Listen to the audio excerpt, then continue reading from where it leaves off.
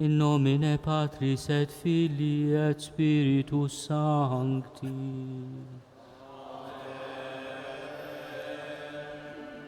Pax vobis.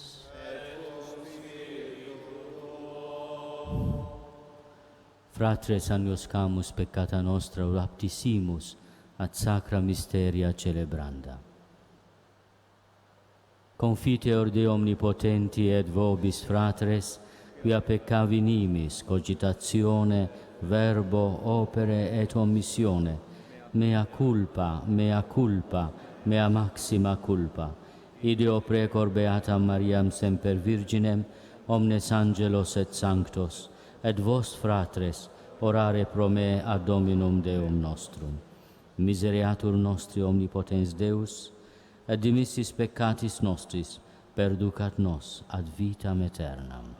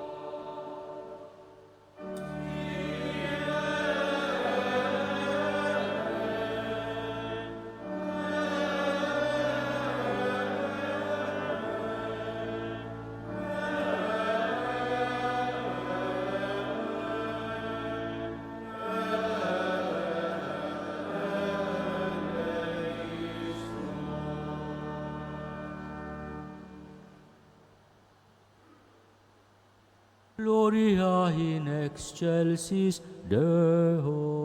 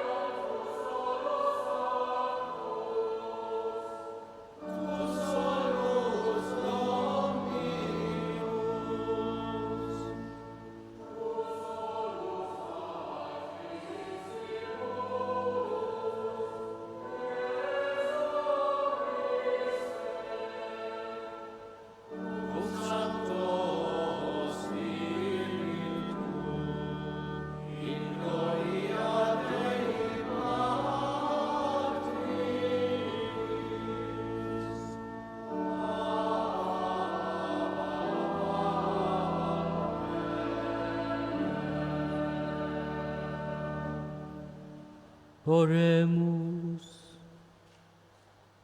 Deus qui nobis sub sacramento mirabili, passionis tuae memoriam reliquisti, tribue quesumus, ita nos corporis et sanguinis tui sacra mysteria venerari, ut redemptionis tuae fructum in nobis iugiter sensiamus, qui vivis et regnas cum Deo Patre, in unitate Spiritus Sancti Deus, per omnia saecula saeculorum.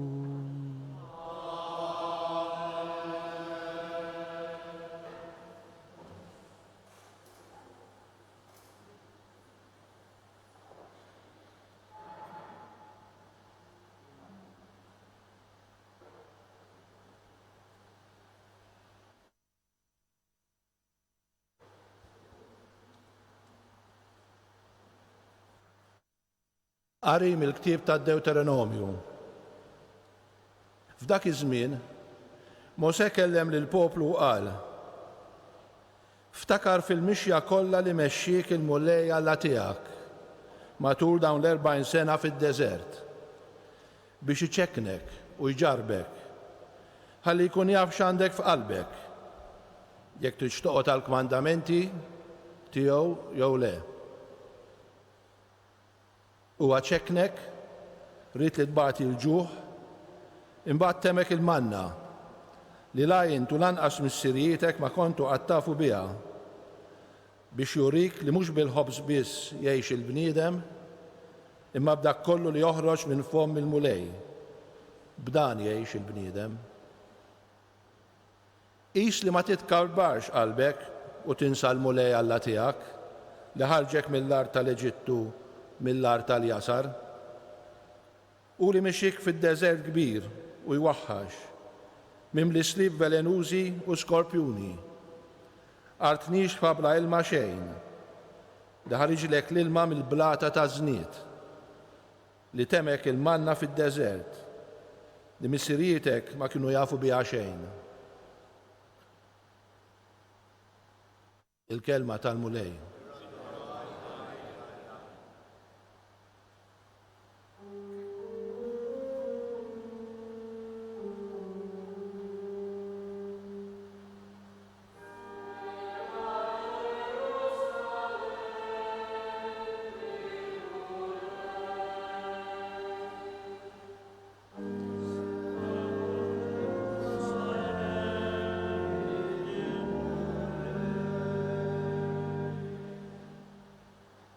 Sebbaħ Ġerusalem lill-mulej, faħħar lill-Alla tiegħek Sion, u jsaħħaħ l-istanek tal-bibien tiegħek u jbierek ġewwa fik lil uliedek.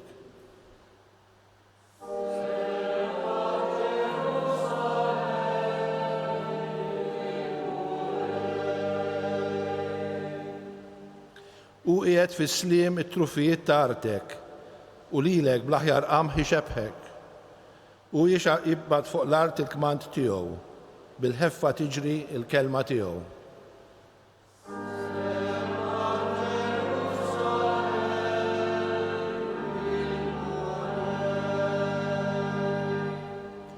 U jxandar kelmtu lil Ġakob, il-liġijiet u d-digriti tiegħu lill-Iżrael. Ma melek ma jibda poplu lil ħadd ma raf id-digriti tiegħu.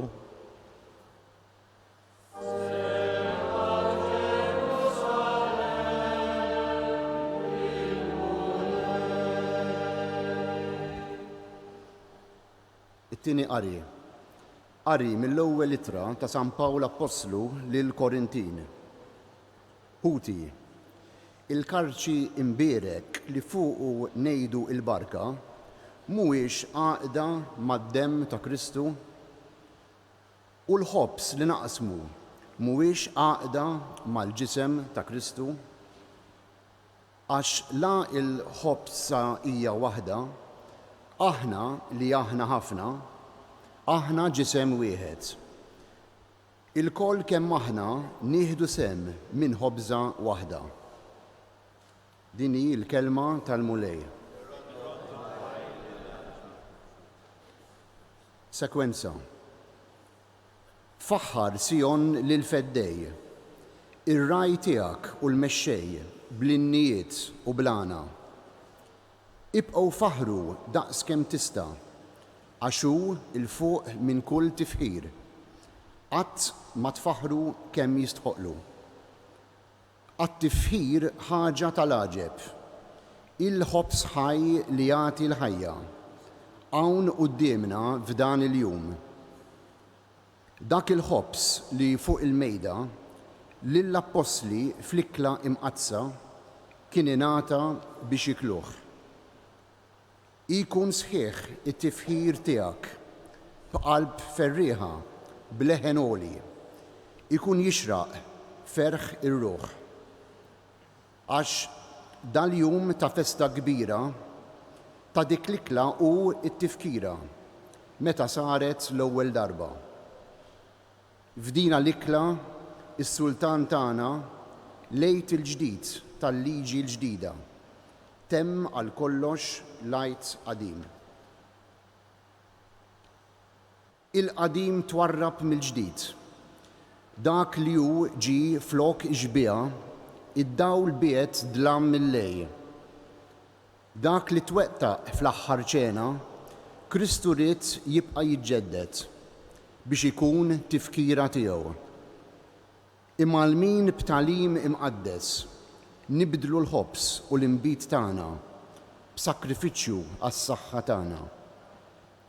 Twemmin ġdid lilna l-insara lil dal-ħobs jinbidel f'ġisem u l-imbit jinbidel f'demm.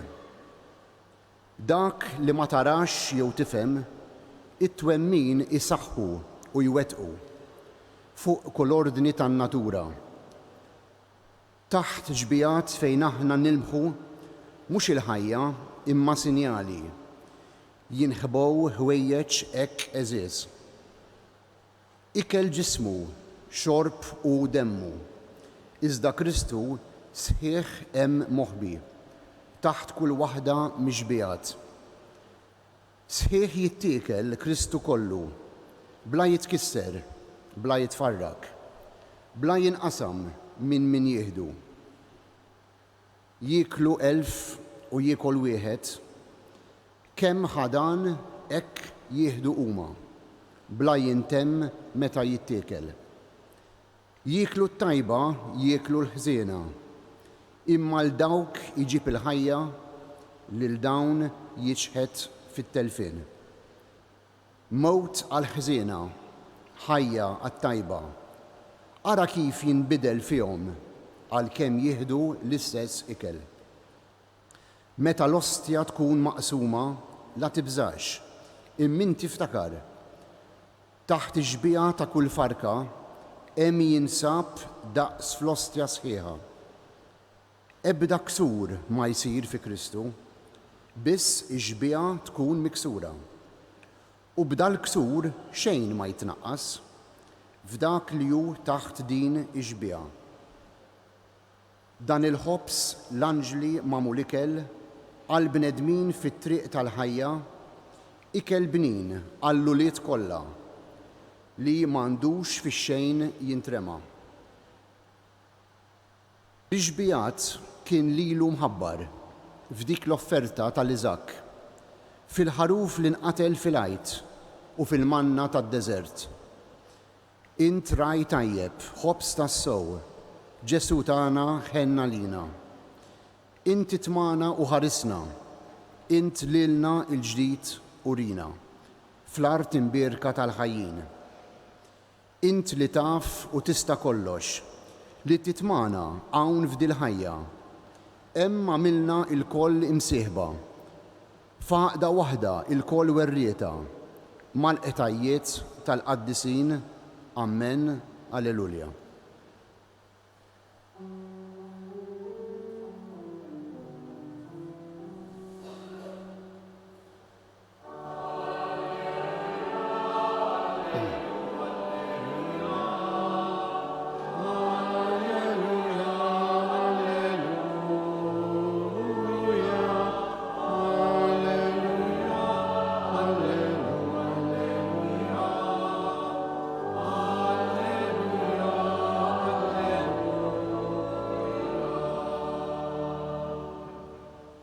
Jiena hu l-ħobs il-ħaj li niżel mis-sema jgħid il-mulej.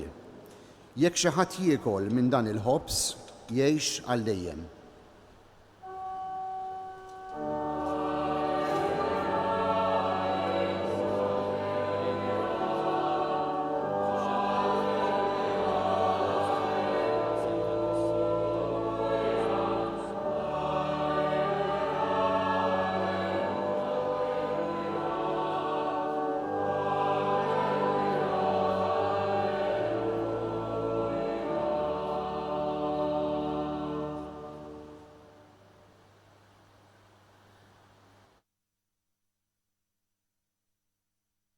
Il-mulej ma'kom.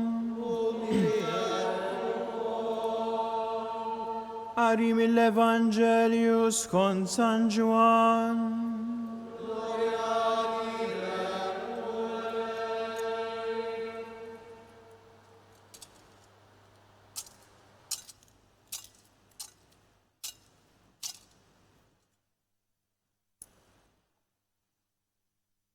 F'dak iż-żmien Ġesu qal lin-nies: Jiena hu l-ħobs il-ħaj li niżel mis-sema. Jekk xi ħadd jiekol minn dan il-ħobs jgħix għal dejjem. U l-ħobs li jiena nagħti huwa ġismi għal ħajja tad-dinja. Fuq hekk il-lud tlewmu bejniethom u bdew jgħidu kif jista' dan jagħtina ġismu biex nikluh. Ġesu mela qalilhom: Tassew, tassew ngħidilkom, jekk ma tiklux il-ġisem ta' bin il-bniedem u ma tixorbux demmu, ma jkollkomx il-ħajja fikom. Min jiekol ġismi u jixrob demmi għandu l-ħajja ta' dejjem u jiena nqajmu mill-imwiet fl-aħħar jum. Għax ġismi huwa tassew ikel u demmi hu tassew xorb. Min jiekol ġismi u jixrob demmi jibqa' fija u jiena fih. Bħalma batni l-missier li hu ħaj u jiena ngħix b'missieri, hekk ukoll min jiekol lili u wkoll jgħix bija. Dan huwa l-ħobs li niżel mis-sema. Mhuwiex bħal dak li kielu missierijietkom u mietu. Min jiekol dan il-ħobs jgħix għal dejjem. Il-kelma tal-mulej.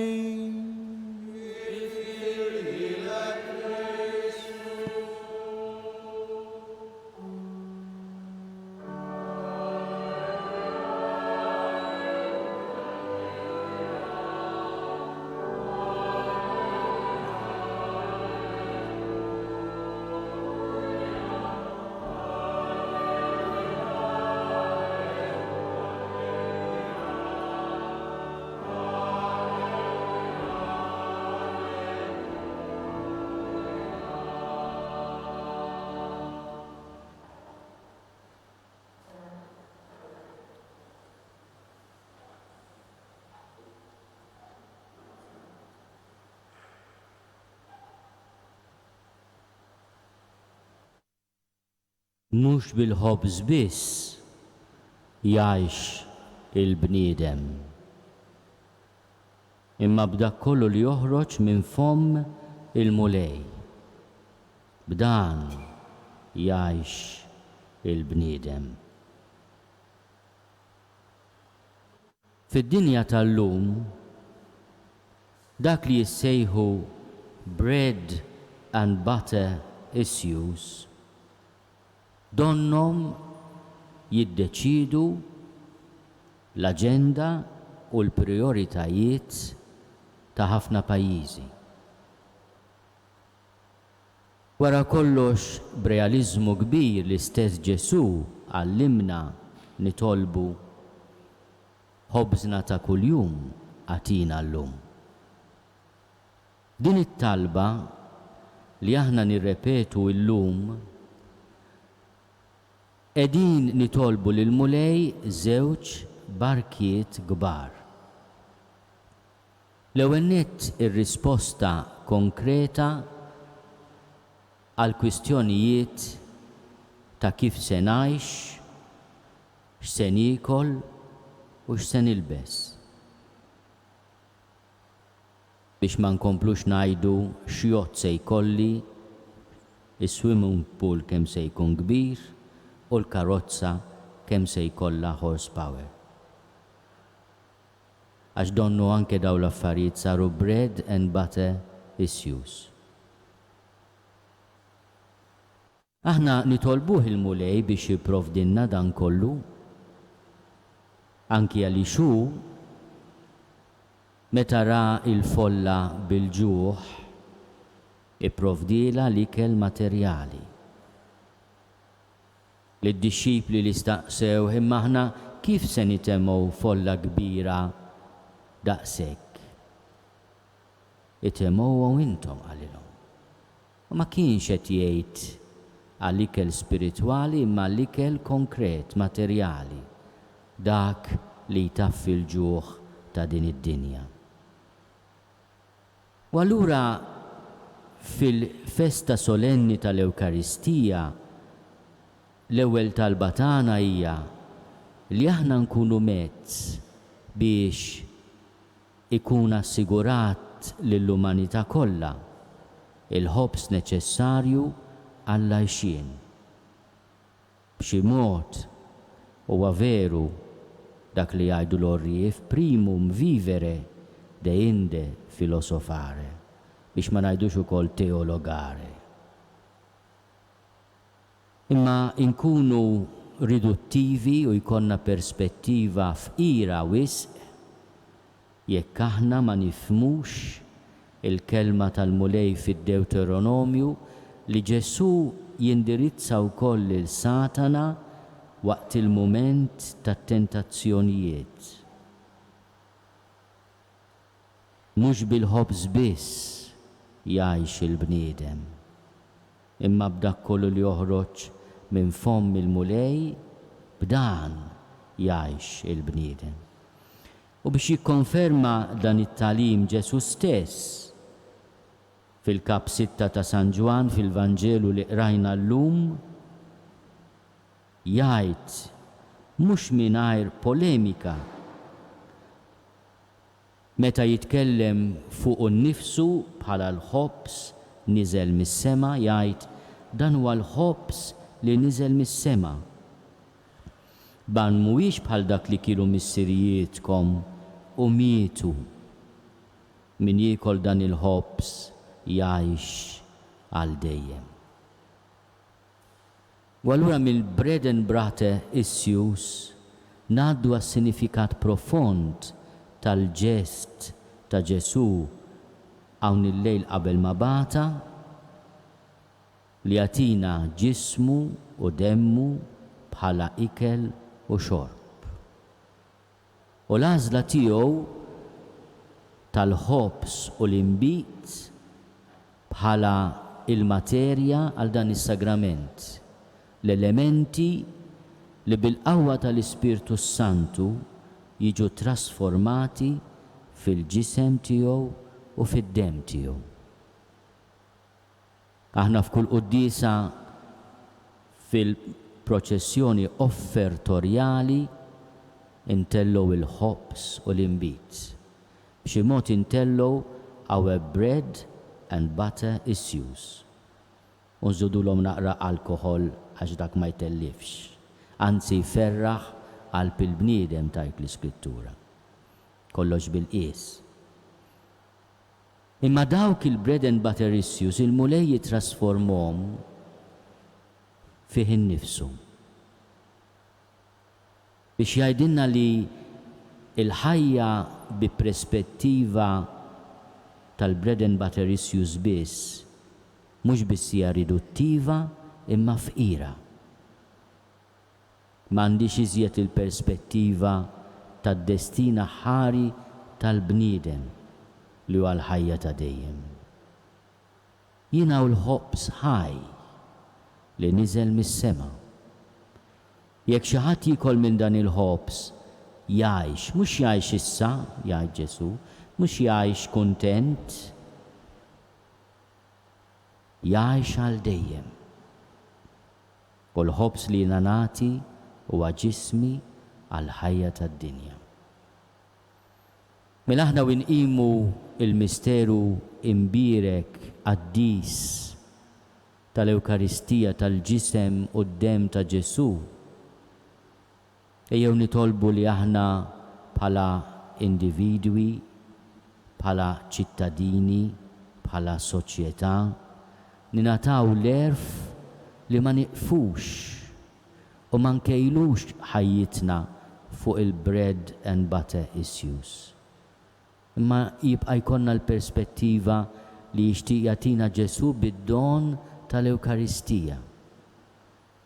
Il-ħajja ta' dejjem. Il-ħajja li fl-art tagħmlek nies u fl-eternità tkun bejatu mal-qaddisin. Int li taf u tista' kollox. Li titmana hawn f'dil ħajja.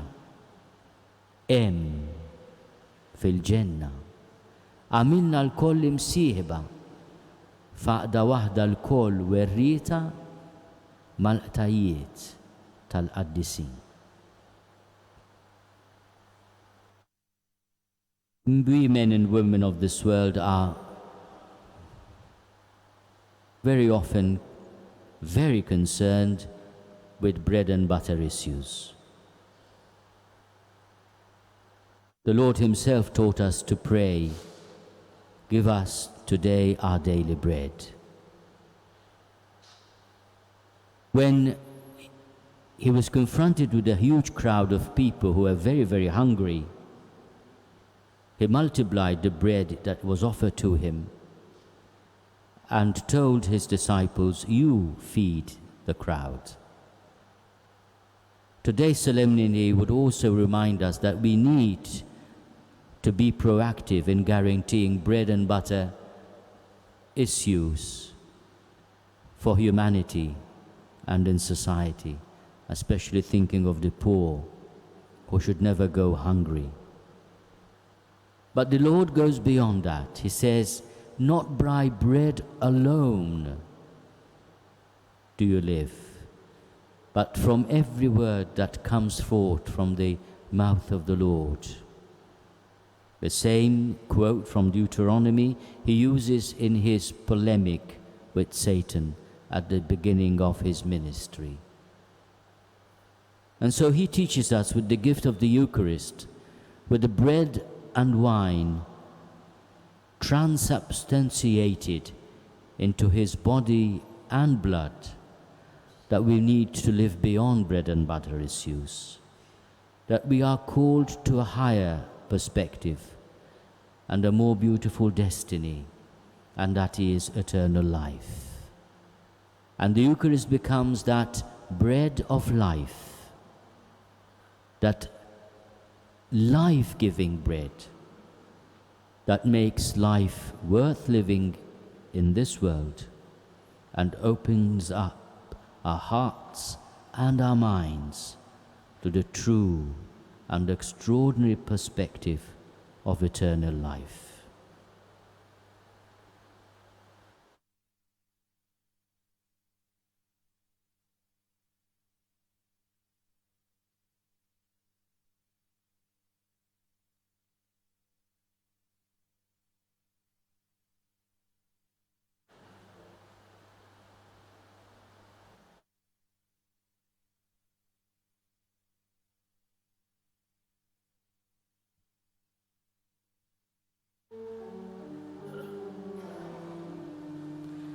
Credo in unum Deum.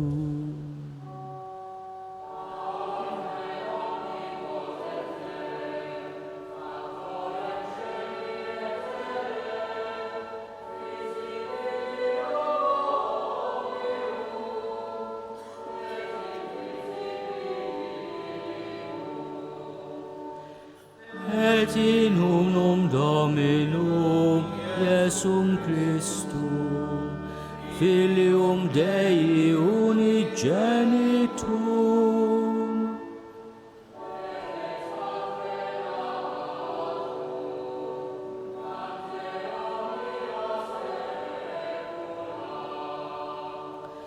Deum de Deo, de lumine, Deum verum, de Deo vero.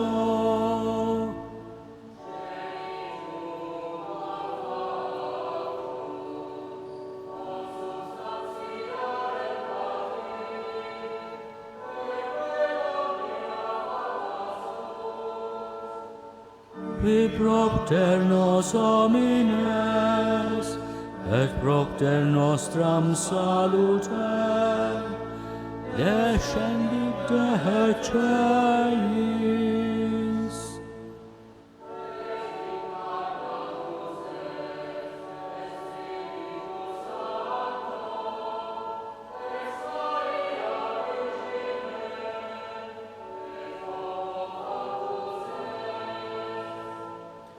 Crucifixus etiam pro nobis, sub Pontio Pilato, passus et sepultus est.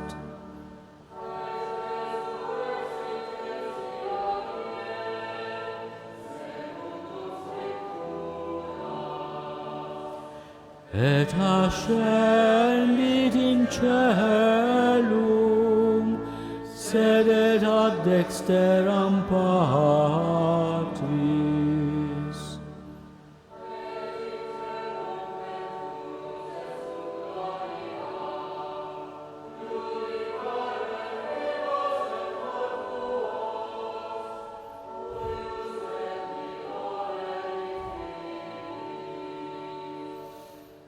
Et in Spiritum Sanctum Dominum et vivificantem, qui ex Patre Filioque procedit.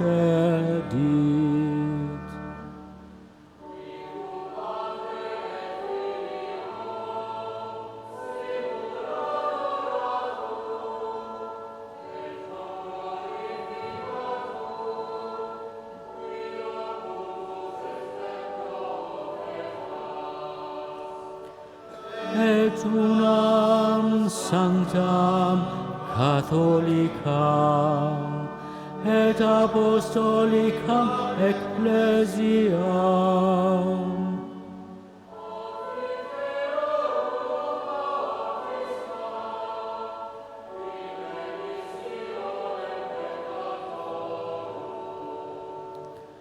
et expecto resurrectione mortuorum.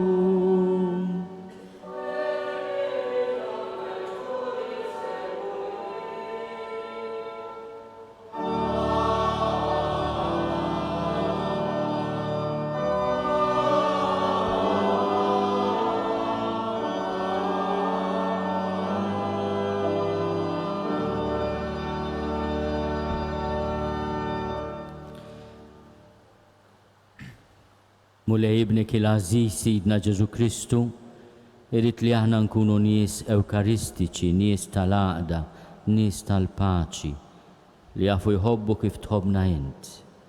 Isma' dawn it-talbit tagħna u fil-ħina tiegħek wettaqhom. Għamel Missier Qaddis li l-Knisja tiegħek tkun tassew Knisja Ewkaristika li taraf tinqasam bħalma jinqasam il-ġisem ta' Kristu għas-salvazzjoni tal-bnedmin nitolbu. Nitolbuk bil-ħerqa għal-mexxejja tal-popli kollha biex ikunu kapaċi jħarsu lejn ibnek il-Aziz u fuq l-eżempju tiegħu ifasslu l-politika ta' pajjiżhom.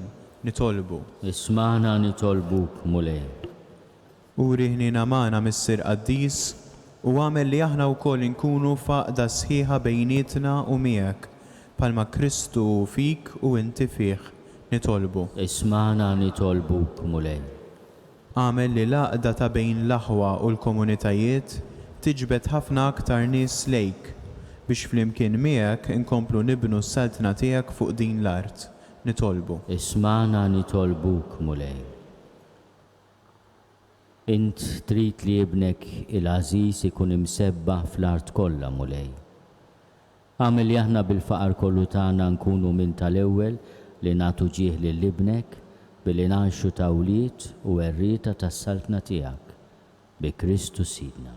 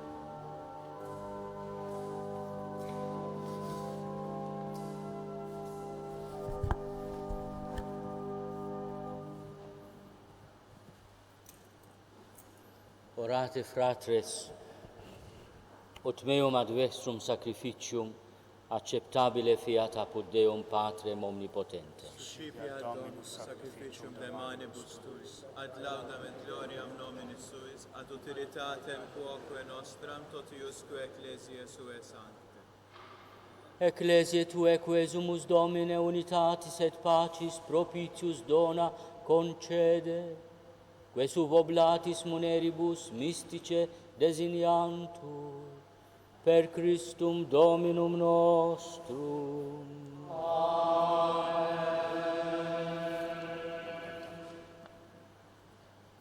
Dominus vobiscum.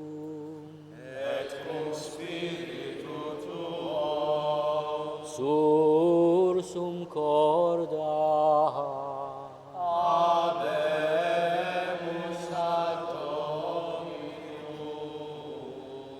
Gratias agamus Domino Deo nostro.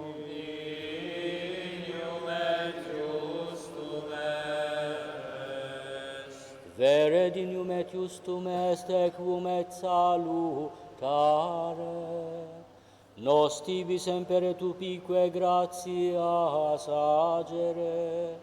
Domine sancte Pater, omnipotens ederne Deus per Christum Dominum nostrum, qui verus eternusque sacerdos, formam sacrifici perennis instituens, ostiam tibis e primus optulit salutarem, et nos in suam memororiam precepit offerre, cuius carnem pro nobis immolatam dum summus roboramur, et fusum pro nobis sanguinem dum potamus abluimur, et ideo cum angelis et archangelis, cum tronis et dominationibus,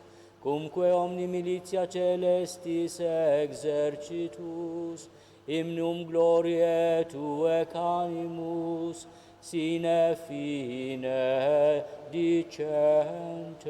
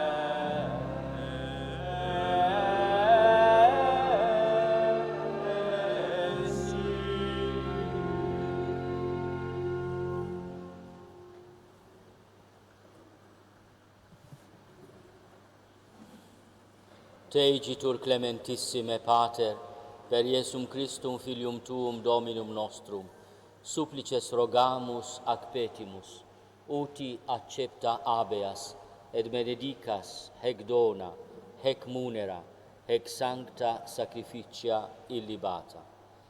In primis, que tibi offerimus pro Ecclesia Tua Sancta Catholica, quam pacificare, custodire, adunare, et regere dinieris toto orbe terrarum, una cum famulo Tuo Papa nostro Francisco, cum me indignio famulo Tuo, et omnibus orthodoxis atque catholice et apostolice fidei cultoribus. Memento Domine famelorum, famelarumque Tuarum. Et omnium circumstantium, quorum tibi fides conita est, et nota devotio. Pro quibus tibi offerimus, velque divi offerunt hoc sacrificium laudis. Pro se, suisque omnibus, pro redemptionem amarum suarum, prospe salutis et incolumitatis suem, ibique reddunt vota sua, eterno Deo, vivo et vero.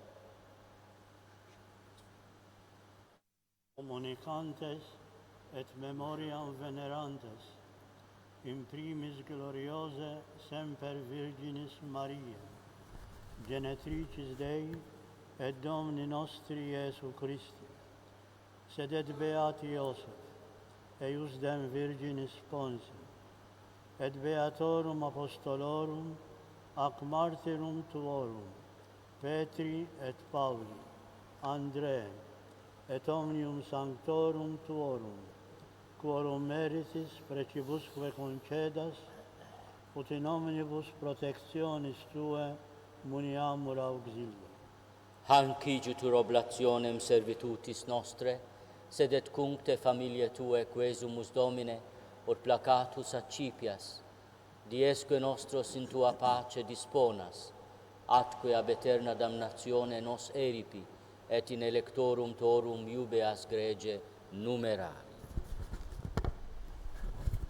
Quam oblationem Tu, Deus, in omnibus quesimus benedictam, adscriptam, ratam, rationabilem, acceptabilemque facere dinieris, ut nobis corpus et sanguis fiat dilectissimi Filii Tui Domini nostri, Iesu Christi, qui pridie quam pateretur, accepit panem in sanctas ac venerabiles manus Tuas suas, et elevatis oculis in celum, a Te Deum Patrem Suum omnipotentem, tibi gratias agens benedixit, fregit, deditque discipulis suis dicens, accipite et manducate ex hoc omnes, hoc est enim corpus meum, quod pro vobis tradetur.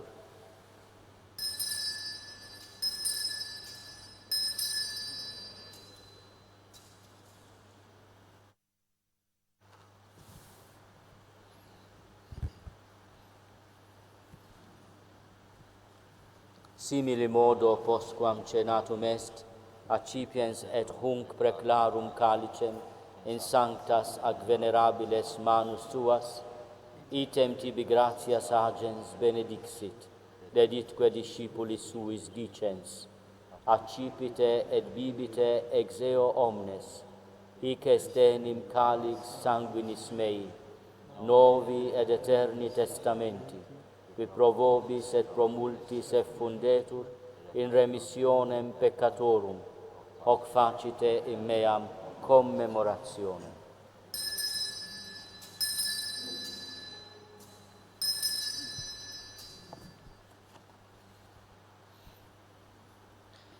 Mysterium Fidei.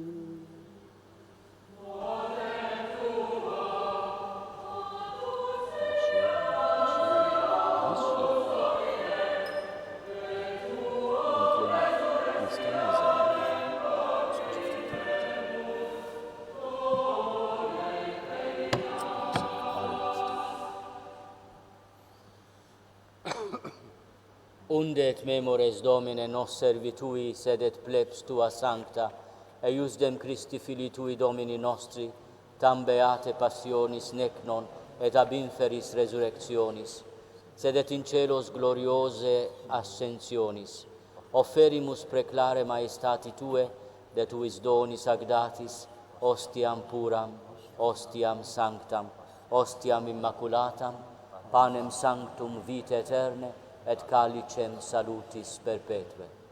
Supraque propitio ac sereno vultu despicere dinieris, et accepta bere sicuti accepta bere dineatus es, munera pueri tuisti Abel, et sacrificium patriarche nostre Abrae, et quod tibi optulit summus sacerdos tuus Melchisedec, sanctum sacrificium immaculatam ostia.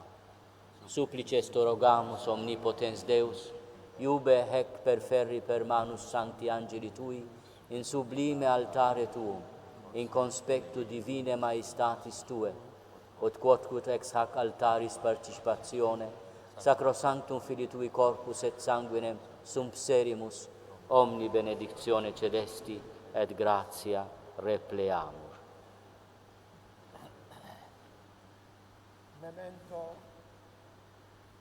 Memento etiam Domine famulorum quetuar, qui nos precesserum cum signo fidei et dormiunt in somno pacis.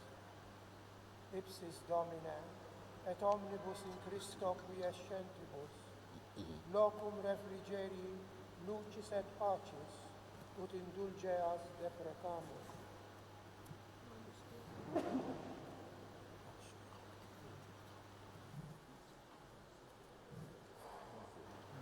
Quoque peccatoribus familis Tuis, de multitudine miserationem Tuarum sperantibus, parte malicam est societatem donare linieris, cum Tuis sanctis apostolis et martiribus, cum Ioannes, Stefano, Mattia, Barnaba, et omnibus sanctis Tuis, intra quorum nos consortium non estimator meriti, sed venie quesimus largitor admitte. Per Christum Dominum nostrum, per quem hec omnia Domine, semper bona creas, sanctificas, vivificas, benedicis et prestas nobis. Per ipsum et cum ipso et in ipso, est ibi Deo Patri omnipotenti, in unitate Spiritus Sancti, omnis honore gloria, per omnia saecula saeculorum.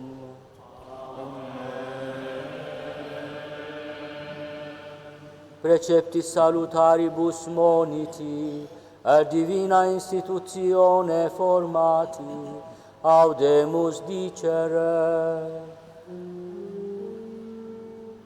Pater noster, qui es in celis, sanctificetur nomen tuum, adveniat regnum tuum, fiat voluntas tua, sicut in cielo et in terra.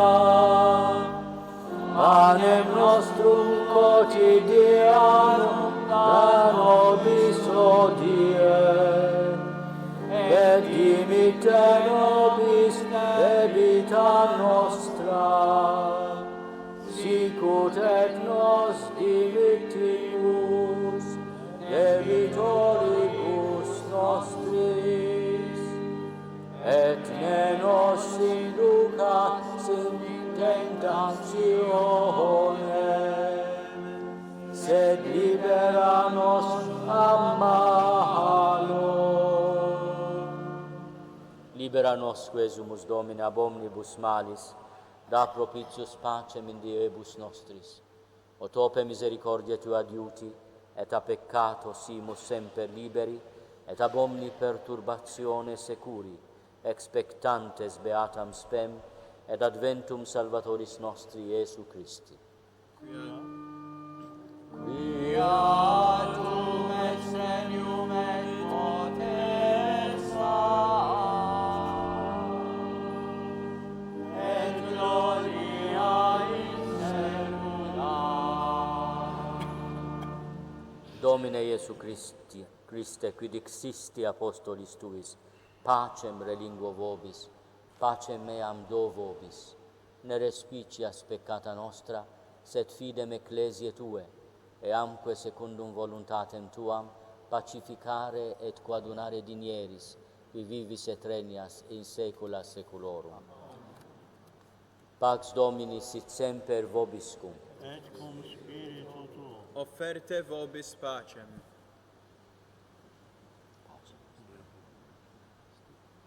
Pax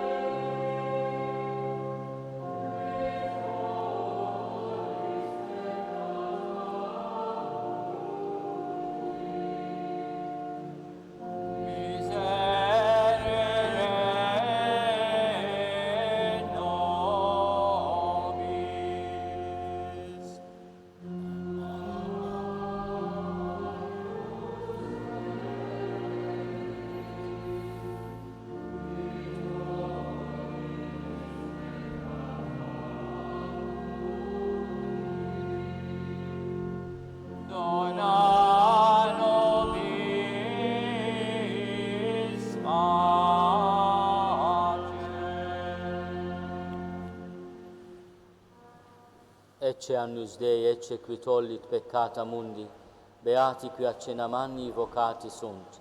Domine, non sum dignus, ut intres sub tectum meum, sed tantum dic verbo, et sanabitur anima mea.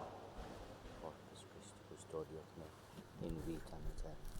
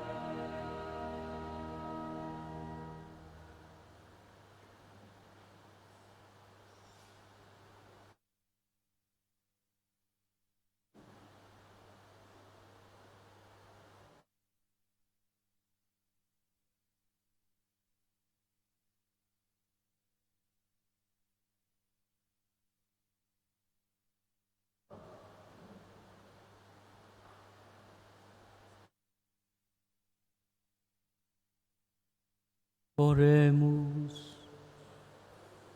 Fac nos quesumus Domine divinitatis Tue, sempiterna fruitione repleri, quam preciosi corporis et sanguinis Tui, temporalis perceptio prefigurat, qui vivis et regnias in saecula saeculorum.